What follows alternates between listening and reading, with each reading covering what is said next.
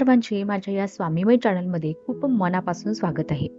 स्वामींच्या कृपेने नेहमीच तुमच्या आयुष्यात सुख, समाधान आणि आनंद असावा, इतकेच मी आपल्या स्वामींच्या चरणी प्रार्थना करते आणि आजच्या एका नवीन आणि सुंदर व्हिडिओला पुन्हा एकदा नव्याने सुरुवात करते. तर भक्तांनो, आज मी तुम्हाला माझ्या या स्वामीमय चॅनलमध्ये पाथडी येथे राहणाऱ्या स्वामींच्या निस्सीम भक्त सुनंदा देवकर या स्वामी भक्त ताईंचा अत्यंत अद्भुत, अंगावर शहारे आणणारा, एका क्षणाला आपल्या डोळ्यात पाणी आणणारा एक दिव्य स्वामी चमत्कार सांगणार आहे. तर बघा, जेव्हा आपलं आयुष्य शून्य होते, संपूर्ण आयुष्य आपल्याला हरल्यासारखे वाटते, नेमके तेव्हाच स्वामी कसे आपल्या आयुष्यात येतात आणि आपल्या नशिबाचे फासे हे कसे बदलवून टाकतात, हे दर्शवणारा आजचा हा सर्वात सुंदर अनुभव. भक्तांनो, मी आपल्यासाठी असंख्य लोकांच्या डोक्यावर कर्जाचा डोंगर असतो, तर कर्ज घेतल्यानंतर ते फेडावं कसं हे कळतच नाही. बऱ्याच वेळा कर्जासाठी आपण डिप्रेशनमध्ये जातो, आपण आपल्या डोक्यामध्ये नको ते विचार आणतो. अगदी तसंच या ताईंच्याही आयुष्यात झालं. कर्ज घेताना खूप त्यांना सोपं वाटलं, मात्र जेव्हा फेडण्याची वेळ आली तेव्हा या ताईने तब्बल 3 वेळा आत्महत्या करण्याचा प्रयत्न केला. मात्र या ताईंच्या नशिबात स्वामी सेवा होती आणि या स्वामी सेवेने या ताईंचं आयुष्य कसं तारलं आणि या ताईंचं प्रत्येक स्वप्न कसं पूर्ण झालं हे ऐकूयात. तर ही कहाणी आपण या ताईंच्याच शब्दात ऐकणार आहोत. तर ताई म्हणतात, नमस्कार, श्री स्वामी समर्थ महाराजांना माझं त्रिवार वंदन आणि सगळ्या स्वामी भक्तांना माझा नमस्कार. मी सुनंदा देवकर आज माझ्या आयुष्यात जी काही स्वामींची गाथा घडलेली आहे ती मी सगळ्यांना सांगत आहे. खरं तर माझी आजी, जिला देवांची प्रचंड आवड आणि शक्यतो आमच्या संपूर्ण घरामध्ये देवांची सगळी काही सेवा जी होती तीच करायची. माझ्या आजोळी म्हणजे माझ्या मामाकडे दत्त महाराजांचं एक सुंदर मंदिर होतं आणि हे मंदिर आमच्या दारातच, आणि त्या मंदिरात असणारे दत्त महाराज जणू काही आमच्या घरातले प्रमुखच. तर माझी आजी त्यांना अभिषेक घालण्यापासून, दररोज नैवेद्य दाखवण्यापासून, आरती आणि सगळं काही ती एकटी करायची. त्यावेळेस माझी आई ही तिथेच एका जिल्हा परिषद शाळेवरती शिक्षिका होती, त्यामुळे आईला देवधर्म करायला वेळ कमी मिळायचा. पुढे मी सुद्धा आजीसारखीच, मला सुद्धा देवाची प्रचंड आवड. लहानपण सगळं काही माझं धार्मिक कार्यात केलं. मला माता लक्ष्मीची ओटी भरायला आवडायची. मला दत्त महाराजांच्या मंदिरामध्ये अभिषेक घालायला आवडायचा. पण श्री स्वामी समर्थ महाराज यांच्या मंदिरात किंवा मठात मी कधीच गेले नव्हते. श्री स्वामी समर्थ महाराजांची कुठली सेवाही मला माहीत नव्हती, कारण त्यावेळेस अक्कलकोटचे स्वामी किंवा त्यांच्याबद्दल इतकी काही लोकांमध्ये प्रचितीही नव्हती. पुढे काही दिवसानंतर माझं लग्न झालं. लग्नानंतर मी IT कंपनीमध्ये इंजिनियर पदावरती कार्यरत झाले. माझे पती हे बँकॉकला असायचे. महिन्यातून 1-2 दिवसासाठी ते फक्त घरी यायचे. मग घरी मी, सासू-सासरे, माझे दीर आणि माझ्या आजी-सासू असा आमचा परिवार होता. मी सुद्धा दिवसभर नोकरीसाठी बाहेर असायचे. अगदी रात्रीच्याच वेळी मी घरी यायचे. सगळं सुखाचं, आनंदाचं अत्यंत उत्तम असं माझ्या घरात सुरू होतं. पण ते म्हणतात ना, सगळं काही चांगलं असताना कुणाची तरी नजर लागतेच. अगदी तसंच काही झालं आणि माझ्या पतीचा बँकॉकला असताना एक खूप मोठा अपघात झाला. ज्या कंपनीमध्ये ते प्रमुख म्हणून काम करत होते, तिथे एक भव्य स्फोट झाला आणि त्या भीषण स्फोटामध्ये माझ्या पतीला गंभीर दुखापत झाली, ज्यामध्ये त्यांचा उजवा हात पूर्णपणे निकामी झाला. संपूर्ण अंगाला भाजलं गेलं आणि मग कंपनीने त्यांना घरी पाठवलं. घरी बसून त्यांना पगार मिळत होता. नुकसान भरपाई सुद्धा त्यांना मिळाली. 8 वर्ष गेल्यानंतर मात्र त्यांना मिळणारा जो पगार होता तो पूर्णपणे बंद झाला, कारण त्यांची कंपनी सुद्धा पूर्णपणे बंद झाली. कंपनीत एक फ्रॉड झाला आणि त्यामुळे कंपनीला सील लागलं आणि त्याचा परिणाम आता आमच्या कुटुंबावर झाला. त्यात मी सुद्धा आजारी असायचे. एक छोटासा शॉक लागल्यापासून मला कंटिन्यू फिट यायची. म्हणजे दिवसभरामध्ये एकदा तरी मी चक्कर येऊन पडायची. बरेच डॉक्टर्स केले, हॉस्पिटल केले, मात्र तरीही मला कुठेच फरक येत नव्हता. घराला अचानकच कुणाची तरी दृष्ट लागल्यासारखं झालं. आता घरात पैशाची आवक कमी झाली. त्याच वेळी मी प्रेग्नेंट होते. जवळपास 7 वर्षानंतर मी प्रेग्नेंट राहिले आणि त्यांच्यामुळे त्या गोष्टीमुळे डॉक्टरांनी मला रिस्क सांगितली होती. पूर्णतः बेड रेस्ट सांगितली. त्यामुळे मी माझं जे काम होतं ते सोडून दिलं. आता आमच्या घरात येणारी इन्कम ही पूर्णपणे बंद झाली. डिलिव्हरीची वेळ आली आणि त्यावेळी सुद्धा अत्यंत क्रिटिकल कंडिशन निर्माण झाली. डॉक्टरांनी माझ्या घरच्यांना 13 लाख रुपयाच्या आवक जमा करायला सांगितली, कारण मोठं ऑपरेशन करावं लागणार होतं. बाळ किंवा आई दोघांपैकी एकच वाचणार असंही सांगितलं होतं. मात्र माझी आजी देव दत्तगुरूंचा धावा करत होती. माझी आजी जी देवाला नवस करत होती. 13 लाख रुपये त्यावेळेस आमच्याकडे नव्हते, पण माझे दागिने मोडून जे काही पैसे येतील ते पैसे मात्र माझ्या पतीने तिथे भरले आणि मग त्यानंतर माझी डिलिव्हरी झाली. देवाच्या कृपेने मी आणि माझं बाळ दोघेही आम्ही सुखरूप होतो. पण ते म्हणतात म्हणतात ना, की दुष्काळात 13वा महिना अगदी तसंच काहीसं झालं. माझं बाळ जन्माला आलं, तिथून ते आजारी. त्याच्या हृदयाला एक छोटासा होल होता, ज्याला डॉक्टर छिद्र असे म्हणतात. त्यामुळे याला श्वास घ्यायला त्रास होऊ लागला. अगदी जन्माला आला तिथून तो आजारी आणि त्याच वयामध्ये त्याचं ऑपरेशन होणं सुद्धा शक्य नव्हतं. डॉक्टरांनी 3 वर्षात त्याच्या या हृदयाच्या छिद्राचं ऑपरेशन करायला आम्हाला सांगितलं. चांगल्या हॉस्पिटलला केलं तर जवळपास 50 लाख तरी लागतील असं त्यांनी सांगितलं. आणि जर तुम्ही सरकारी हॉस्पिटलमध्ये केलं तर मात्र पैसे कमी लागतील, मात्र त्याची काही खात्री नाही असंही त्यांनी सांगितलं. आम्ही प्रचंड घाबरलो. त्यावेळेस पैशाची जमवाजमव करायला आमच्याकडे 3 वर्ष होती. माझ्या नातेवाईकांनी, माझ्या मम्मी पप्पांनी सगळ्यांनी जवळपास 20 लाखाची सोय केली, पण अजूनही 30 लाख कुठून आणायचे हा प्रश्न पडत होता. मग शेवटी माझ्या पतीनं कर्ज काढलं. आमची जमीन जी होती ती त्यांनी गहाण टाकली. राहतं घर आमचं गहाण टाकलं आणि त्याच्यावरती कर्ज घेतलं. 50 लाखाची आवक जमा झाली. माझ्या मुलाचं ऑपरेशन आम्ही केलं. ऑपरेशन सक्सेसफुल झालं. मात्र 6 महिन्यानंतर पुन्हा त्याच्याच हृदयाला एक छोटंसं छिद्र परत तयार झालं. त्यामुळे रिस्क अजून वाढली. पैसा तर निघून गेला, मात्र बाळाची काही गॅरंटी नव्हती. आम्ही सगळे रडत होतो, टेन्शनमध्ये होतो. काय करावं काहीच कळत नव्हतं. कारण इतक्या वर्षानंतर देवाने जे काही दिलं तेही त्याने हिरावून घेतलं. हे दुःख मला सहन होत नव्हते. आता पुन्हा ऑपरेशनसाठी पैसे कुठून आणावे हे मला कळत नव्हते. मी खूप विचारात होते आणि त्या विचारानेच मी स्वतःला संपवायचे ठरवले. खरं तर 1 नाही, 2 नाही, तर तब्बल 3 वेळा मी स्वतःला संपवण्यासाठी आत्महत्या केली. मात्र 3ही वेळेला माझ्या नशिबाने मी वाचले. 3ऱ्या वेळेस जेव्हा मी अक्षरशः फासावर लटकले होते, त्या दिवशी होता गुरुवार. आणि जसं मी गळफास घ्यायला लागले, तशी फॅनला लावलेली लटकवलेली जी दोरी होती ती आपोआप खाली आली. आणि जेव्हा मी खाली आली तेव्हा माझ्यासमोर माझे पती होते. त्या क्षणी जेव्हा त्यांनी मला या अवस्थेत पाहिले तेव्हा ते प्रचंड रडले आणि त्यांनी सांगितले, की तुझ्याशिवाय माझा आधार कुणीच नाही. मरायचे तर आपण दोघं एकत्र मरू. त्यावेळेस मला त्यांचे प्रेम कळाले आणि मी स्वतःला या सगळ्या वाईट विचारांपासून थांबवले. आता असं काहीच करायचं नाही. आता जे काही होईल त्याला सामोरं जायचं असं मी ठरवले. मात्र माझा देवावरती प्रचंड राग होता.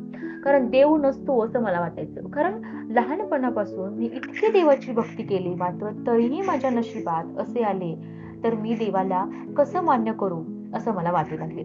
तर आमच्या देवघराच्या समोर बसून मी म्हटले, ह्या फक्त दगडाच्या मूर्ती आहेत. हे पितळ आणि तांब आहे. देव कधीच नसतो. देव असेल तर तो अत्यंत खोटा असतो असे मी घाण देवाला बोलू लागले. तुम्हाला सांगते, 24 तासही उलटले नसतील आणि त्या 24 तासात मला माझ्या मामी बहिणीचा फोन आला आणि तिने मला सांगितले, की आम्ही अक्कलकोट सोलापूर या ठिकाणी चाललोय, तुम्ही येता का?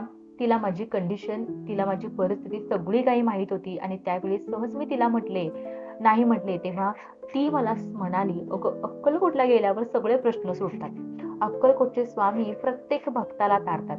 तिने मला स्वामींचे बरेचसे अनुभव सांगितले, कारण तिच्या आयुष्यात स्वामींचे बरेच चमत्कार घडले होते. ते सगळं ऐकलं आणि मी तिला म्हटलं, देव नसतं. मी खूप सेवा केली, मी खूप देवदेव केलं, पण बघ देव माझ्या जास्तच पाठी लागला. मी पुन्हा तिच्या तोंडावर देवाला नको नको ते बोलू लागले, पण तरीही ती ऐकत नव्हती. तिच्यासाठी म्हणून आणि बाळासाठी म्हणून तिने मला तयार केले. संध्याकाळी 6:30 वाजता त्यांच्याच गाडीने आम्ही अक्कलकोटला जायला निघालो. त्यावेळेस पहिल्यांदाच मी अक्कलकोटला गेले, स्वामींचे दर्शन घेतले आणि त्या गाभाऱ्यात बसून माहिती नाही का पण माझ्या डोळ्यातून नकळत पाणी उलगले. हताश झालेले मी, निराश झालेले माझं मन पूर्णपणे अस्थिर होते. तिथे बसून मी अक्षरशः माझं डोकं त्या लाथीवर आपटून रडत होते. स्वामी, मार्ग दाखवा, या अडचणीतून मला दूर करा, माझ्या बाळाला व्यवस्थित करा, असे मी स्वामींना सांगितले. स्वामी, जर या एका वर्षात तुम्ही माझ्या आयुष्यात चमत्कार घडवला, तर प्रत्येक वर्षी मी अक्कलकोटची पायी वारी करेन, असेही मी म्हटले. त्यानंतर आम्ही घरी आलो. येताना तिथल्या भटजीने मला छोटीशी विभूती दिली होती, जी माझ्या मुलाच्या कपाळाला, आणि थोडीशी विभूती त्यांनी मला त्या पाण्यात टाकून ती बाळाला पाजायला सांगितली होती. तर त्यांनी सांगितल्याप्रमाणे मी सगळं काही करत होते. त्याचबरोबर त्या गुरुजींनी मला धुमावती मंत्र 18 वेळा म्हणून ते धुमावती तीर्थ माझ्या बाळाला दररोज द्यायला सांगितले. खरं तर त्यांना मी विचारले धुमावती तीर्थ कसे बनवायचे, तेव्हा त्यांनी मला एक ग्रंथही दिला. त्या ग्रंथामध्ये धुमावती माला मंत्र होता. एका तांब्याच्या भांड्यात थोडं पाणी ठेवून उजव्या हाताच्या मधली 3 बोटं त्यांच्यामध्ये ठेवून 18 वेळा माला मंत्र म्हणायचा होता आणि तयार केलेलं जे तीर्थ होतं ते बाळाला द्यायचं होतं. तर तसं सांगितल्याप्रमाणे मी ही सेवा घरी येऊन करायला सुरुवात केली. जवळपास 21 दिवस मी ही सेवा कंटिन्यू करत होते आणि त्या 21 दिवसानंतर माझ्या मुलाची जी काही आरोग्याची स्थिती होती ती आता व्यवस्थित कुठेतरी जाणवत होती. जवळपास 3 महिने हे तीर्थ मी त्याला दररोज द्यायचे. अशातच जेव्हा मी त्याला डॉक्टरांच्याकडे घेऊन गेले, तेव्हा डॉक्टरांनी जे त्याच्या हृदयाला असणारे छिद्र होतं ते बऱ्यापैकी बरं झालेलं आहे आणि आता ऑपरेशन करण्याची गरज नाही, असं त्यांनी सांगितले. त्यामुळे मनात कुठेतरी खूप बरं वाटलं. आता कुठेतरी माझं मन स्थिर झालं. मात्र तरीही आता उसने घेतलेले कर्ज काढलेले लोकांचे जे काही पैसे होते ते कसे द्यायचे, हा सर्वात मोठा प्रश्न होता. 6 महिन्यानंतर पुन्हा एकदा योग आला आणि आम्ही अक्कलकोटला गेलो. तिथे गेल्यानंतर त्या गुरुजींचे मी खूप आभार मानले, कारण त्यांच्याच कृपेने माझं बाळ बरं झालं होतं. मात्र आता माझ्या आयुष्यात असणारी कर्जाची जी समस्या होती, मी त्यांना सांगितली. आता मी काय करू, मला काहीच कळत नाही, असेही सांगितले. पुन्हा त्यांनी मला धीर दिला आणि त्यांनी सांगितले, घरी गेल्यानंतर जिथे कुठे उंबराचं झाड असेल तिथे बसून दररोज गुरुचरित्रातील 21वा, 18वा आणि 7वा अध्याय हे 3 अध्याय पठण करा. जवळपास 3 महिने तुम्ही ही सेवा करा आणि त्याच्यासोबत श्री स्वामी समर्थ महाराजांच्या फोटो समोर किंवा मूर्ती समोर बसून 11 वेळा तारक मंत्र म्हणा. या 2 सेवा जर तुम्ही 6 महिने केल्या तर त्या 6 महिन्यात तुमचं कितीही कर्ज असेल ते कुठंतरी तुम्हाला कमी जाणवेल. आता त्यांनी सांगितलं आणि त्यांच्यावर मी विश्वास ठेवला आणि मी घरी आले. आमच्याच घराच्या बाजूला 2 घरं सोडून एक उंबराचं झाड होतं. मी तिथे जायचे, छान शुद्ध तुपाचा दिवा लावायचे, बसण्यासाठी आसन न्यायचे आणि तिथे बसून मी गुरुचरित्रातील अध्याय वाचायचे. 3ही अध्याय वाचून झाले की त्यांच्यानंतर मी घरी येऊन माझ्याकडे असणारा स्वामींचा जो फोटो होता त्या फोटोच्या समोर बसून मी 108 वेळा तारक मंत्र म्हणायचे. 2 महिने उलटून गेले असं करता करता. मात्र अजूनही काही अनुभव मला येत नव्हता. कर्जाचे हप्ते असेच थकले होते. अशातच म्हणतो ना आपण की एखादा चमत्कार घडावा आणि माझ्याकडे खूप पैसा यावा, असं आपण जे स्वप्न बघतो ते स्वप्न अचानक सत्यात उतरवले. ज्या कंपनीमध्ये बँकॉकला माझ्या पतीने इतकी वर्ष काम केली, ज्या कंपनीतून माझ्या पतीचा अपघात झाला, त्या कंपनीतून काही वर्ष कंपनी सील झालेली म्हणून त्यांचा पगार खंडित केलेला, तर जवळपास त्या गोष्टीला 11 वर्ष उलटून गेली असतील आणि त्या 11 वर्षानंतर यांच्या मोबाईलवरती एक मेल आला. तो बँकॉकच्या त्या कंपनीचा होता आणि 11 वर्षामध्ये खंडित झालेला जो काही त्यांचा मासिक हप्ता होता तो जमा करण्यासाठी त्यांचे बँकेचे डिटेल्स त्यांनी मागवले होते. यांनी त्यांच्या साहेबांना फोन करून विचारपूस केली, तेव्हा जवळपास त्या 11 वर्षाचे 25 लाख त्यांना मिळणार होते. ती बातमी आमच्यासाठी अत्यंत महत्वाची आणि आम्हाला सुखावणारी होती. जवळपास 8 दिवसांनी ते पैसे त्यांच्या अकाउंटला जमा झाले. जसे पैसे जमा झाले तसे आम्ही अक्कलकोटला गेलो. तिथे जाऊन पुन्हा स्वामींचे आशीर्वाद घेतले, महाराजांना भेटलो, महाराजांना खूप सारे आम्ही धन्यवाद सांगितले, महाराजांचे आशीर्वाद घेतले आणि पुन्हा आम्ही आमच्या घरी आलो. जे पैसे मिळाले होते त्यातील 8 लाख रुपये आम्ही पुन्हा एका बिझनेससाठी गुंतवले. माझ्या पतीने एक छोटासा व्यवसाय करण्यासाठी मला प्रोत्साहित केले आणि त्यांच्यासाठी आपण स्वतःच काहीतरी करावं म्हणून आम्ही एक छोटासा व्यवसाय आम्ही सुरू केला, ज्यामध्ये आम्ही कपड्यांचा कच्चा माल तयार करू लागलो. सुरुवातीला 4 कामगार हाताशी घेतले, मशिनरी आणल्या आणि मी सुरुवात केली. जशी सुरुवात केली आम्हाला कुठेच अपयश किंवा एकही अडथळा आला नाही. तर तुम्हाला सांगते, पहिल्याच महिन्यामध्ये आम्हाला तब्बल 8 लाख रुपये नफा झाला. दुसऱ्या महिन्यामध्ये आम्हाला 11 लाख रुपये नफा झाला आणि हळूहळू हा नफा वाढत गेला. एका वर्षामध्ये आमची ही छोटीशी कंपनी मोठी झाली आणि आम्हाला करोडोचा प्रॉफिट झाला. ताई म्हणतात, जिथे शून्य झालेलं तिथे अस्तित्व संपलेलं, तिथे स्वामी अचानक माझ्या नशिबात आले, आमच्या आयुष्यात आले आणि आमच्या जीवनाचे पाते बदलवून टाकले. आजही मी नेहमीच जेव्हा जेव्हा मी घरी असते तेव्हा औदुंबराच्या झाडाखाली जाऊन शुद्ध तुपाचा दिवा लावून स्वामींचे मी स्मरण करते, गुरुचरित्र वाचते. आजही न चुकता मी घरामध्ये कुणीही आजारी असलं तर धुमावती तीर्थ बनवते. जेव्हा घरामध्ये अस्थिरता वाटते किंवा पैशाची काही अडचण जाणवते तेव्हा श्री स्वामी समर्थ महाराजांच्या फोटो समोर बसून मी ऐक्य मंत्र म्हणते, तारक मंत्र म्हणते. खरंच स्वामी पाठीशी राहिले आणि स्वामींनी सर्व माझ्या अडचणी दूर केल्या. धन्य ती माझी माऊली आणि धन्य तिची ती शक्ती. श्री स्वामी समर्थ. तर भक्तांनो, हा अत्यंत अद्भुत आणि अंगावर रोमांच उभे करणारा आणि तुमचेही असे काही अनुभव असतील. खरंच मला हा आजचा जो अनुभव आहे तो सांगताना अक्षरशः अंगावरती शहारे येत आहेत. तर असाच काही अनुभव तुमच्यासोबत सुद्धा काही घडला असेल, तुम्हाला सुद्धा असा काही चमत्कार घडला असेल, तो माझ्याशी तुम्ही नक्कीच शेअर करा आणि तो अनुभव मी पुढच्या व्हिडिओमध्ये, असेच काही अनुभव पुढच्या व्हिडिओमध्ये मी नक्की आणेन. तर व्हिडिओ तुम्हाला आवडला असेल तर व्हिडिओला लाईक करा, चॅनलला सबस्क्राईब करा आणि खूप लोकांपर्यंत हा व्हिडिओ शेअर करा. तर व्हिडिओ तुम्ही शेवटपर्यंत पाहिलात त्याबद्दल मी तुमची खूप खूप मनापासून आभारी आहे. श्री स्वामी समर्थ. जय जय स्वामी समर्थ.